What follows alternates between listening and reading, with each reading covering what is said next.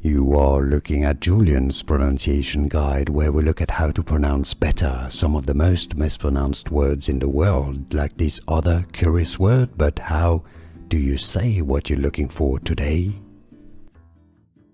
Let's learn how to pronounce her name really well, perfectly, once and for all.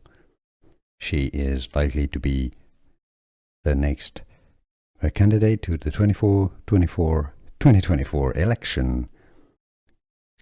Democrats nominee Kamala. Okay, so that's how you pronounce it. It's not Kamala. Ka-mə. Yes, the second sound is a schwa sound, so it's an sound, not an sound. So you have an sound for the first syllable, ka, then a mə, and then a la for the last syllable. The stress is on the first syllable. Kamala. Kamala Harris.